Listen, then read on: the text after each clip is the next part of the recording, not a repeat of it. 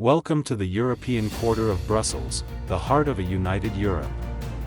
Alongside Luxembourg and Strasbourg, Brussels is one of the de facto capitals of the European Union. It is home to the European Parliament, the European Commission, the European Council, and other key EU institutions. The European Quarter of Brussels is the place where ideas are born and groundbreaking decisions are made that affect each and every one of us. The European Union is the result of a long journey towards the unification of the continent. We will walk through the streets where the leading politicians of European countries pass by and learn how individual states have come together to form a unified European space. This is a story that continues to be written to this day. Most of the institutions of the European Union are located in the European Quarter of Brussels. This is the unofficial name of the district situated within the triangle formed by Brussels Park, Cinquantenaire Park, and Leopold Park. The office buildings of the European Quarter are mainly concentrated along and between two wide boulevards, Rue de la Loi, Law Street, and Rue Belliard, Belliard Street. These streets were built by King Leopold II to connect Cinquantenaire Park, which was established to commemorate Belgium's 50th anniversary, with the city centre. In the first half of the 20th century, this area consisted mainly of ordinary residential neighborhoods. The transformation of the district into an office area began after the 1958 World Expo in Brussels, which showcased the achievements of developed countries in the fields of economy, science, technology, and culture. Since then, major European companies and banks have actively established their offices in the eastern part of the Belgian capital.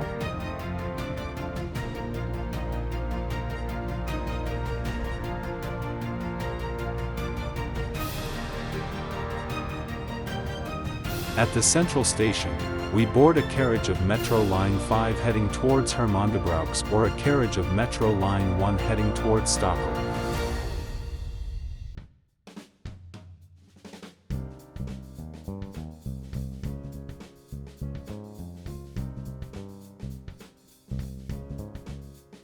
After 7 minutes, we get off at the Schuman station, near the Berlaymont Building, which houses the European Commission.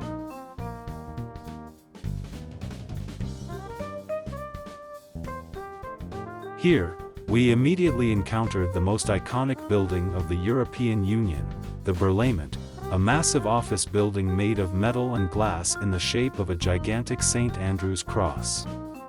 Over the past 50 years, this building has gained the status of a monument to modern architecture and one of the symbols of Brussels.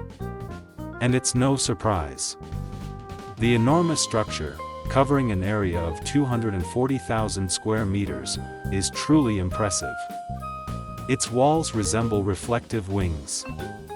The unique architectural design of the Berlaymont Building is even incorporated into the official emblem of the European Commission.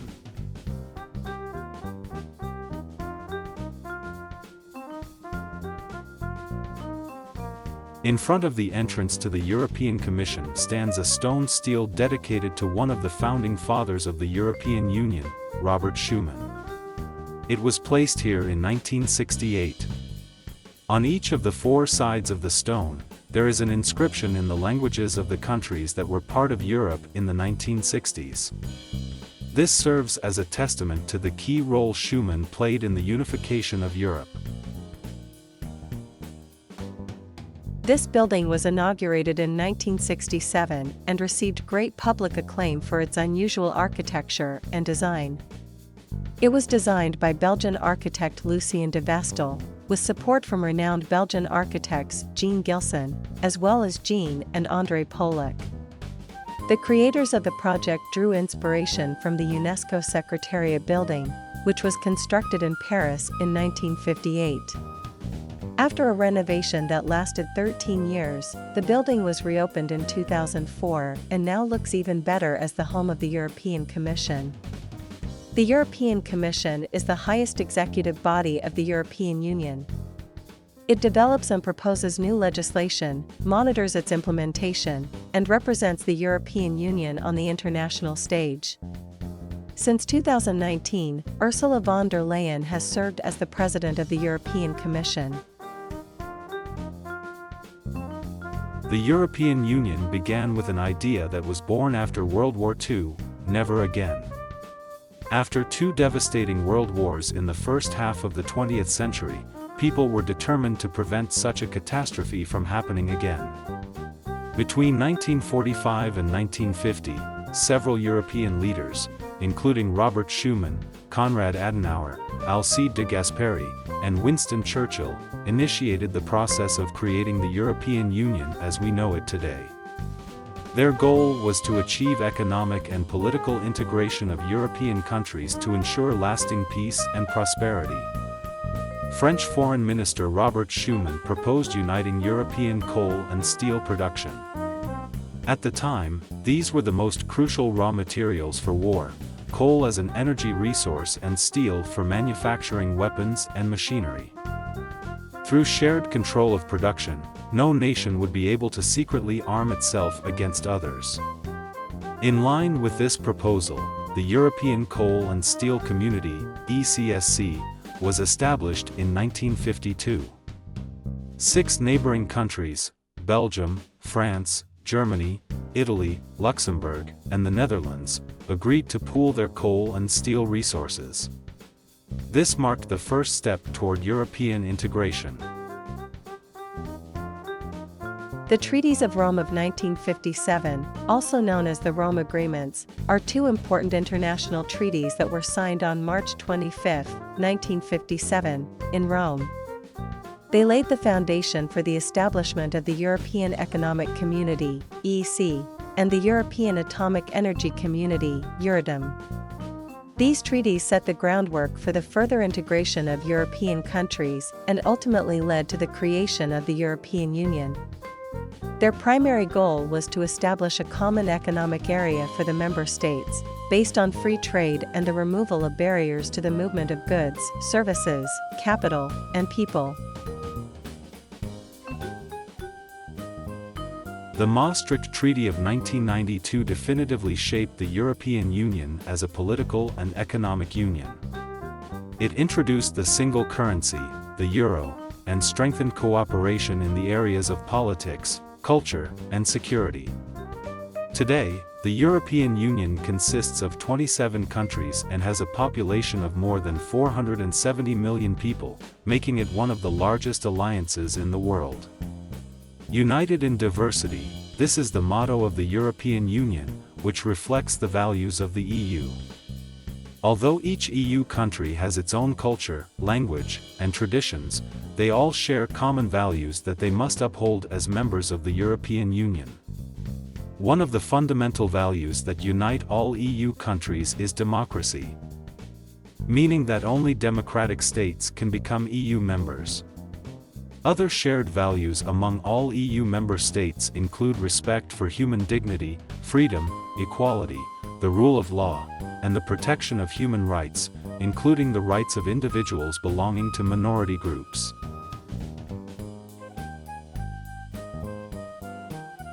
The European Union is a unique historical experiment that demonstrates how a strong economic and political community can be built on the basis of shared values.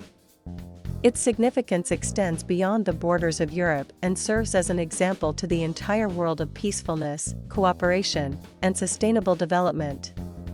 After World War II, the primary goal of European countries was to prevent new armed conflicts on the continent. The establishment of the EU played a crucial role in securing peace between historically rival nations, particularly between France and Germany. The EU became a guarantee of peace in Western Europe, laying the foundation for stable political and economic cooperation. The creation of a single European market was a significant milestone in the development of the European Union. It enabled the removal of trade barriers between member states and promoted economic growth. The introduction of the single currency, the euro, further strengthened economic integration, facilitating trade, investment, and capital flow. As a result, the EU became the second largest economy in the world, providing its members with stability and competitiveness on the global stage. The European Union also played a crucial role in the democratization of Central and Eastern European countries after the end of the Cold War. The expansion of the Union and the inclusion of new member states served as an incentive for reforms and the strengthening of democratic institutions in post-Soviet countries. The EU became a symbol of democratic values and the rule of law, contributing to stability across the entire continent.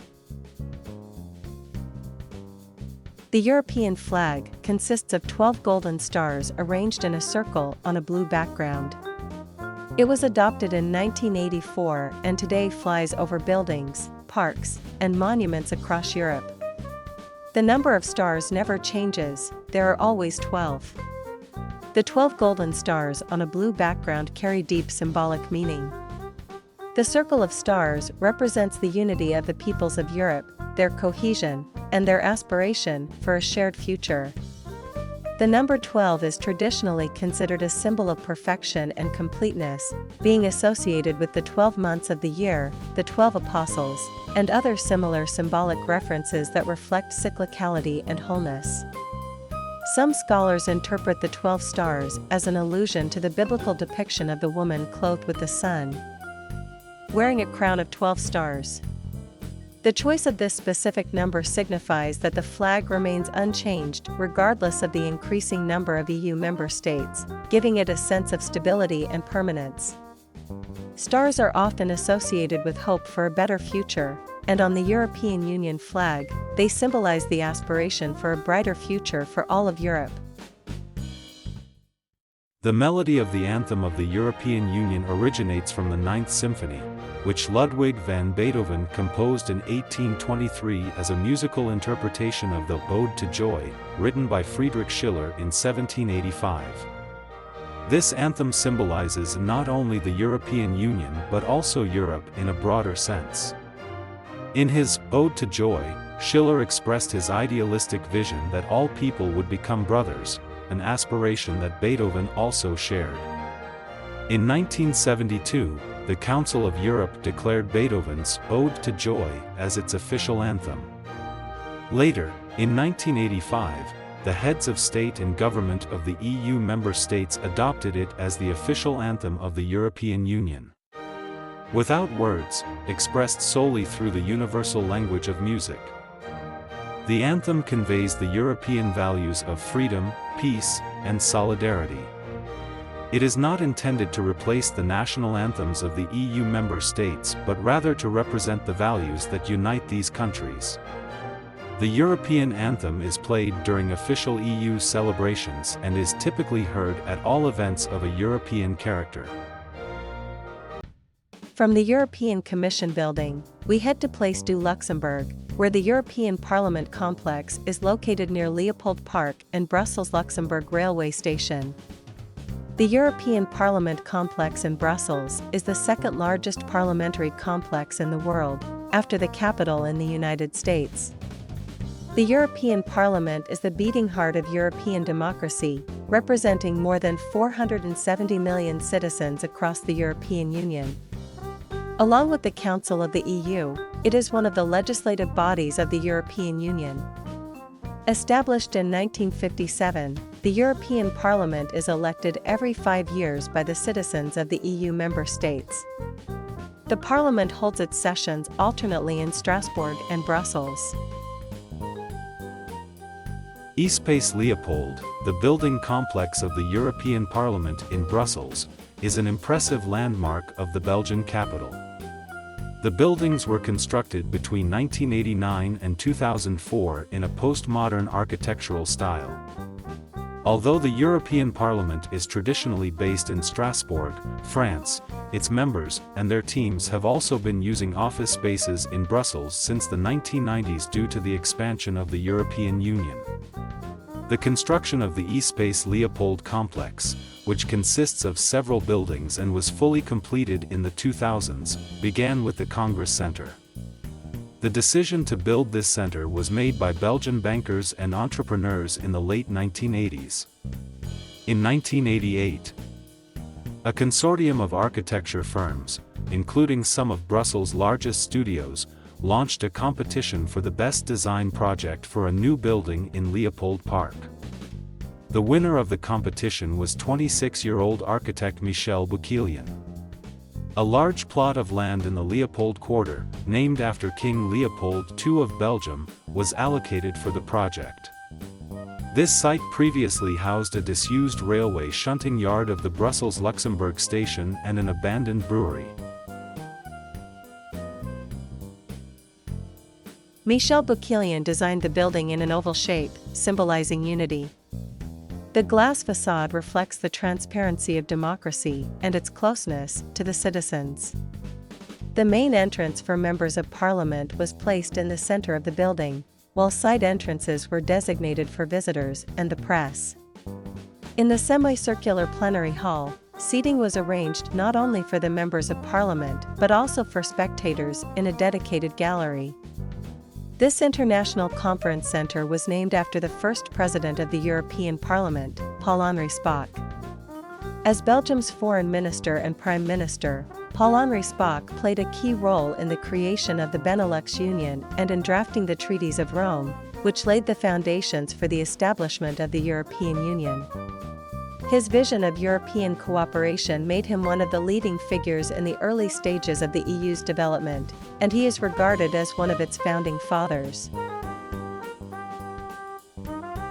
Individual visitors can freely visit the parliamentary chambers during opening hours without prior reservation.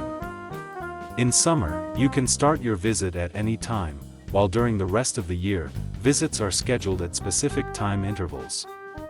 Guided tours of the building are also organized at certain times. If you have a particular interest in parliamentary sessions, you can observe them live by queuing in a free access line. The European Parliament in Brussels offers a unique experience for visitors of all ages and backgrounds. All events are free of charge and available in the 24 official languages of the European Union. To the west of the Paul-Henri Spaak building, you will find the Altiero Spinelli building, which is connected to it by a two-story pedestrian bridge. The Altiero Spinelli building, constructed in 1998, is now a well-known landmark in Brussels. Altiero Spinelli, an Italian politician, is considered one of the founding fathers of the European Union. He was the visionary behind the idea of creating the United States of Europe and is also known for drafting a constitution for a united Europe. The Altiero Spinelli building consists of two massive structures, connected by a lower central building with an arch. It primarily houses the offices of members of the European Parliament, MEPs, and political groups. Additionally, the building features shops, a cafeteria, and a bar for club members. With a total area of 372,000 square meters, it is the largest building in the complex. The structure includes 5 high-rise towers, each reaching up to 17 floors. The building is connected to the József, Antall, and Willy Brandt buildings via the Konrad Adenauer ring bridge. Between the Spinelli building and the Brandt-Antall buildings, which are connected by the circular Konrad Adenauer pedestrian bridge, lies the Esplanade of the European Parliament. This pedestrian and shopping area was established in 2002 and serves as a vibrant public space within the European Quarter. The Esplanade of Solidarity 1980 was named after the Polish trade union Solidarność, which became a symbol of the struggle against the Iron Curtain. The union played a crucial role in overthrowing the repressive communist regime in Poland in 1989, marking a significant step towards European freedom and unity. The central area of the Esplanade, located between the Altiero Spinelli building and Place du Luxembourg, is called Agora Simone Veil, in honor of the French politician Simone Veil. A Holocaust survivor, she was the first woman to preside over the European Parliament. Her traumatic childhood experiences during World War II laid the foundation for her lifelong commitment to a united Europe, a cause she passionately defended throughout her life. The circular Konrad Adenauer pedestrian bridge connects the Spinelli building with Place du Luxembourg. Konrad Adenauer, the first Chancellor of Germany after World War II, played a crucial role in enabling reconciliation between France and Germany, paving the way for broader European integration.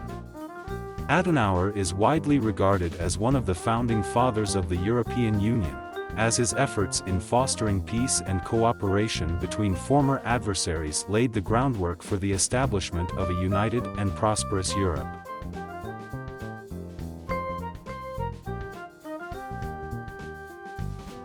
Opposite the left wing of the Spinelli building stands the Willy Brandt Building, which houses the Parliamentarium, an interactive museum that explains the workings of the European Parliament.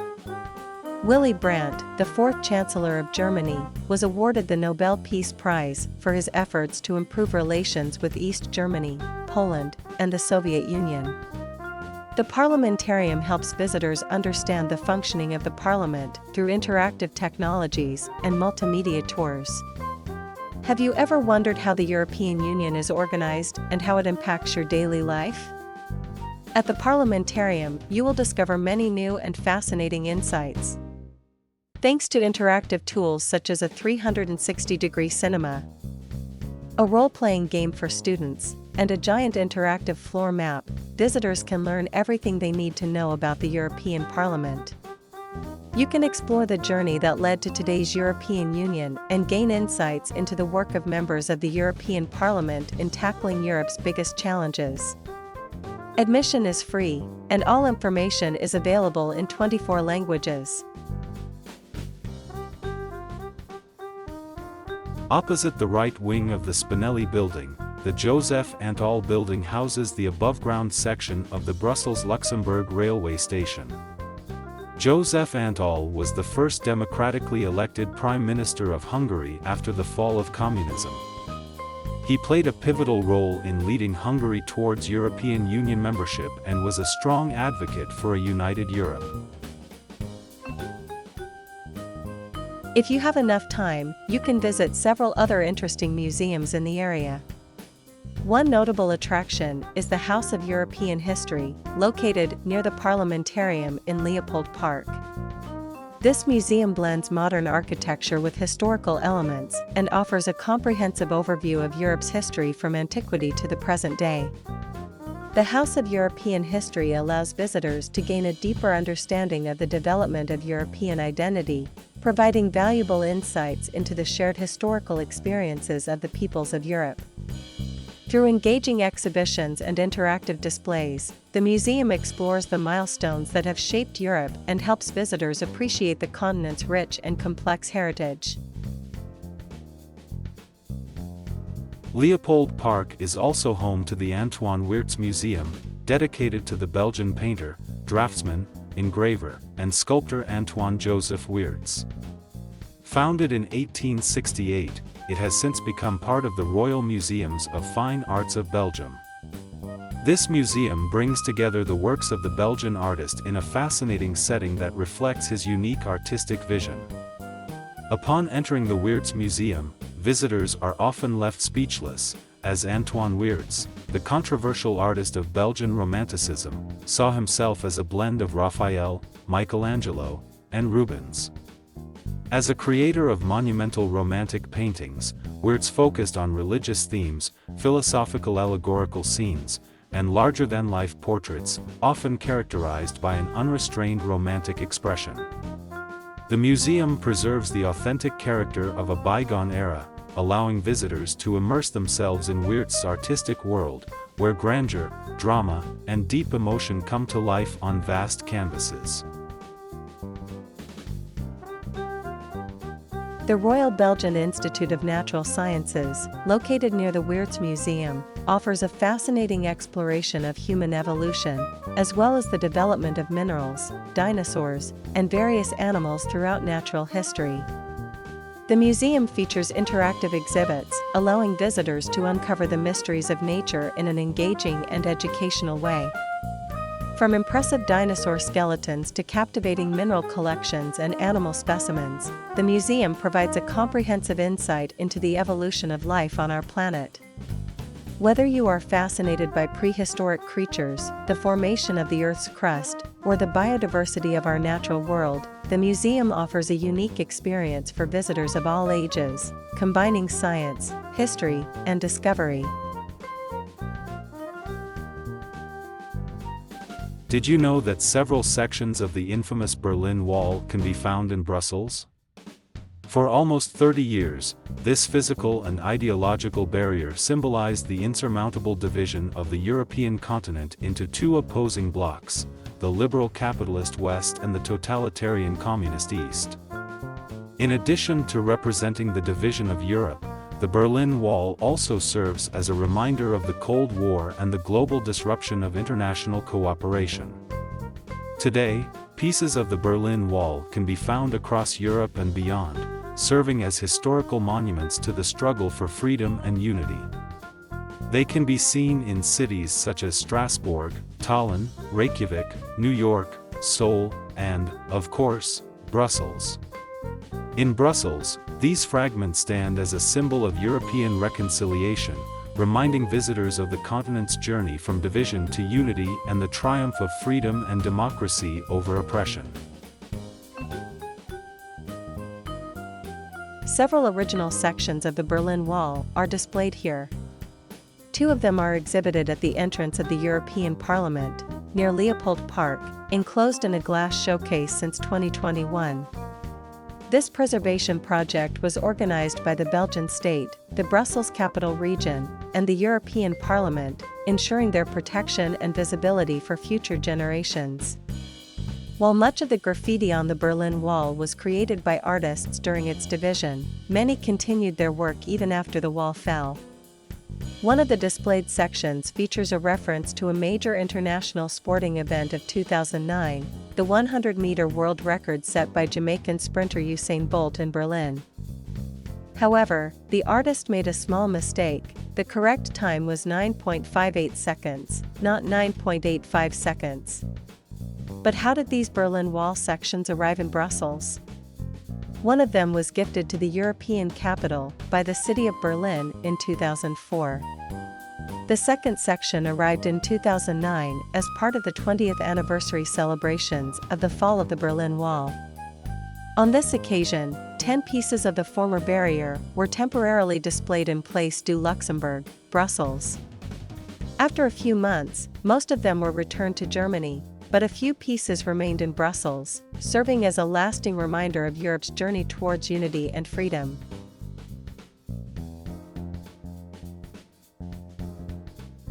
Now, we head back to the Berlaymont Building of the European Commission to continue our exploration of the European Quarter.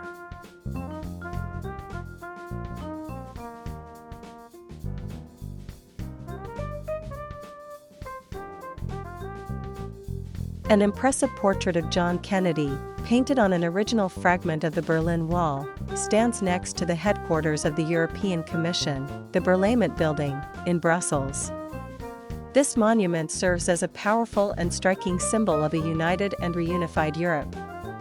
The restored monument was unveiled on November 9, 2015, to commemorate the 25th anniversary of Germany's reunification following the fall of the Berlin Wall.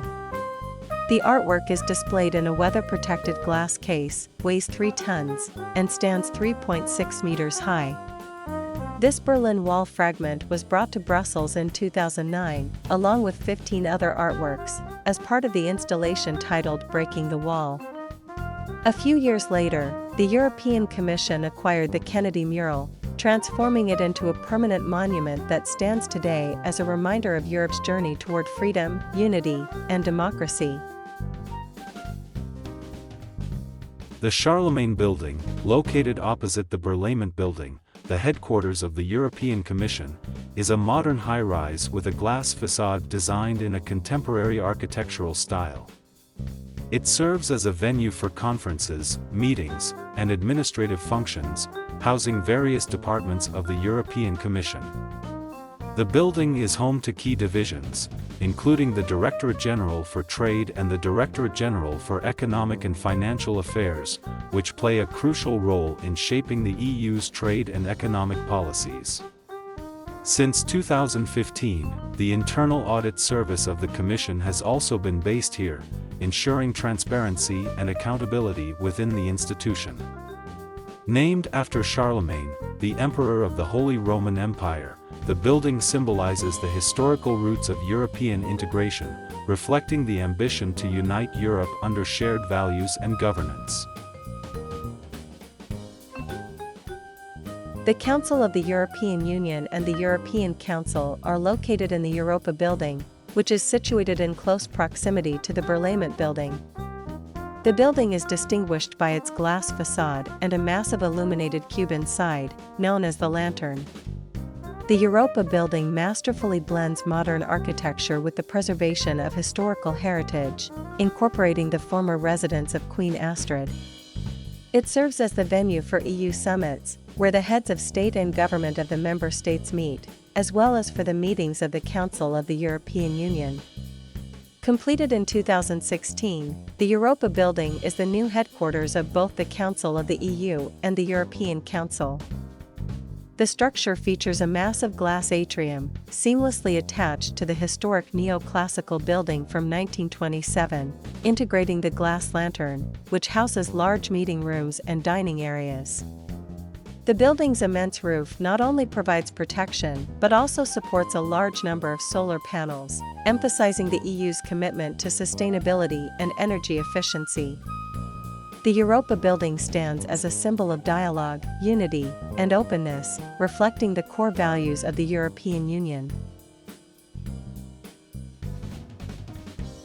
The Justus Lipsius Building, located in the European quarter of Brussels next to the Schuman Roundabout and opposite the Berlaymont Building, served as the former headquarters of the Council of the European Union and the European Council until early 2017, when these institutions moved to the newly constructed Europa Building.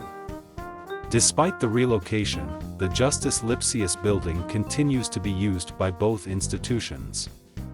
It remains an integral part of the EU's administrative infrastructure and is connected to the Europa Building by 2 above-ground walkways and a service tunnel, ensuring smooth operational continuity between the 2 locations.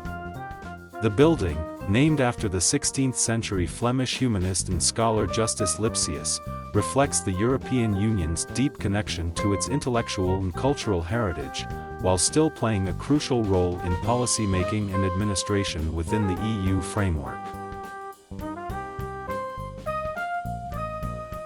The Lex Building is a high-rise government facility located in the European quarter of Brussels. It serves as an extension of the buildings of the European Council and the Council of the European Union, whose main headquarters is the Europa Building. The Lex Building enhances the existing infrastructure of these institutions by providing additional space for administrative and operational tasks that are essential for the smooth functioning of the EU bodies. With its modern design and strategic location, the Lex Building plays a crucial role in supporting the day-to-day operations of the Council, ensuring that EU decision-making processes run efficiently and effectively.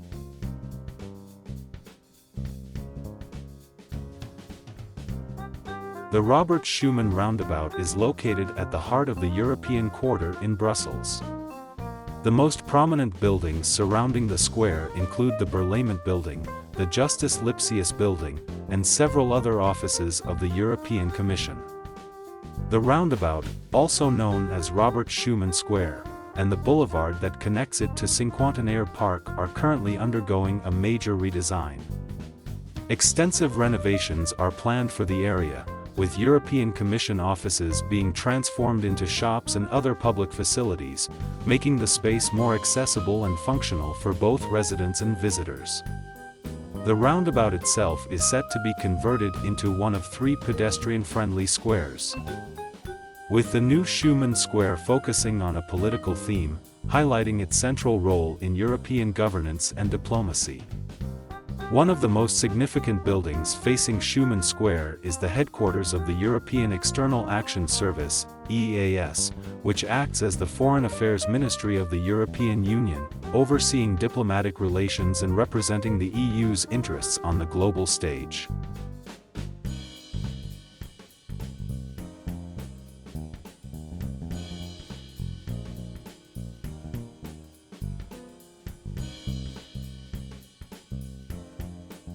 From Robert Schuman Square, it is only a short walk to the western end of Cinquantenaire Park, also known as Parc du Cinquantenaire, where the majestic triumphal arch has long been visible on the horizon.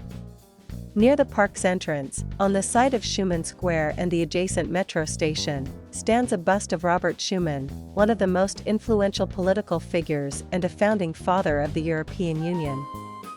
The location of the memorial bust is beautifully landscaped, offering a fitting tribute to Schuman's legacy.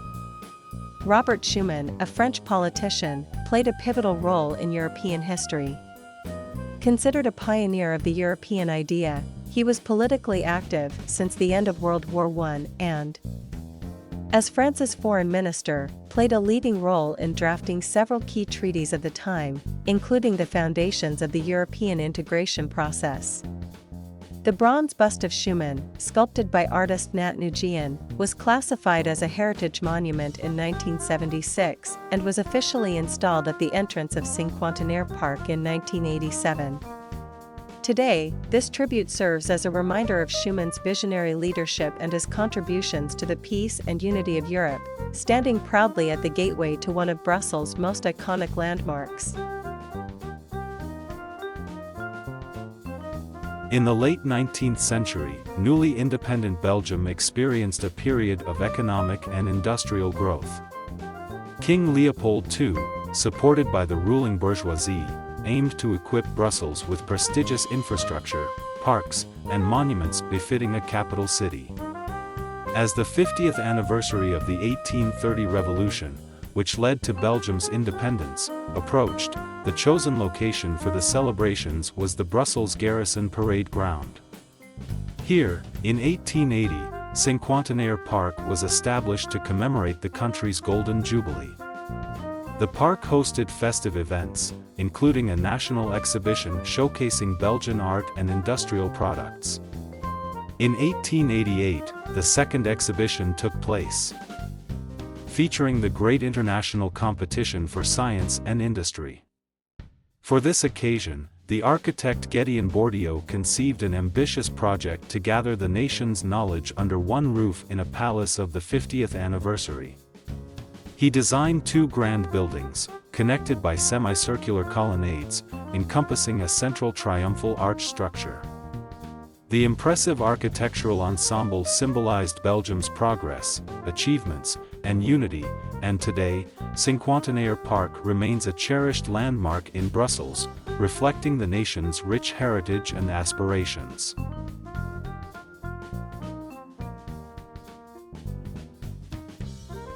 For the 1897 World Exhibition, additional buildings were constructed, including monumental glass halls located on both sides of the expansive inner courtyard, Esplanade, behind the arcades.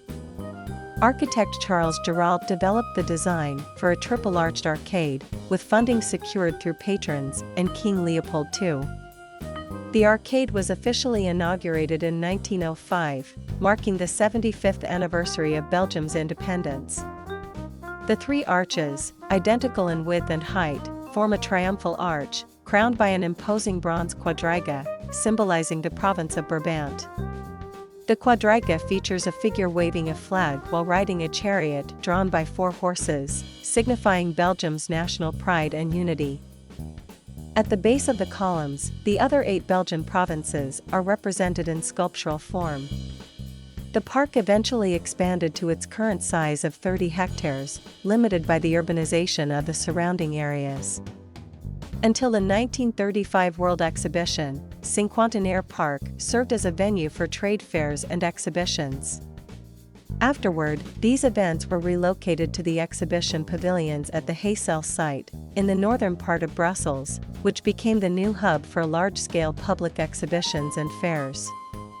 Today, the Cinquantenaire Arch stands as a majestic symbol of Belgium's history and progress, and the park remains an important cultural and recreational space for both locals and visitors alike.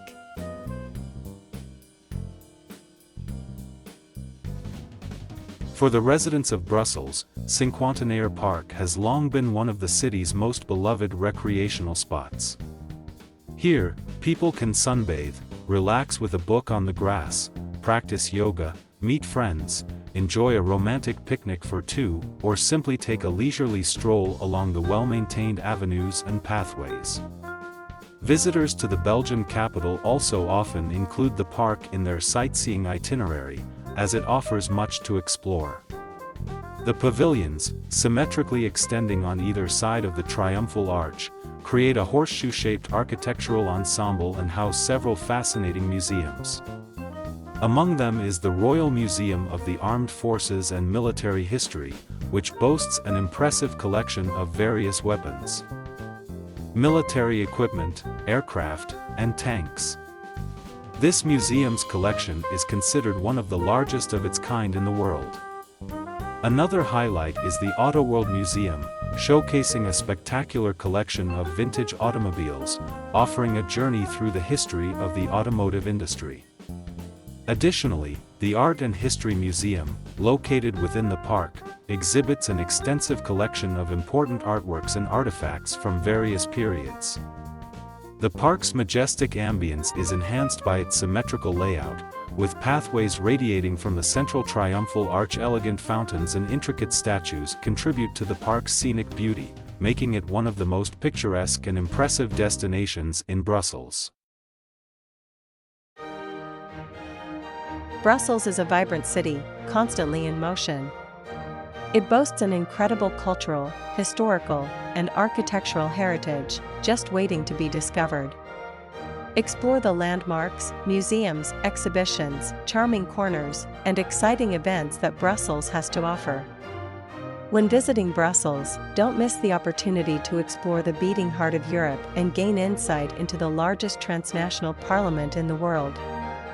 From the vast semicircular plenary chamber to the interactive screens of the Parliament, and from its rich history to current debates, the European Parliament opens its doors to citizens and visitors from around the world. We hope this tour has inspired you to delve deeper into the history and modern politics of our continent. Thank you for your attention, and enjoy your continued exploration of Brussels and the European Union.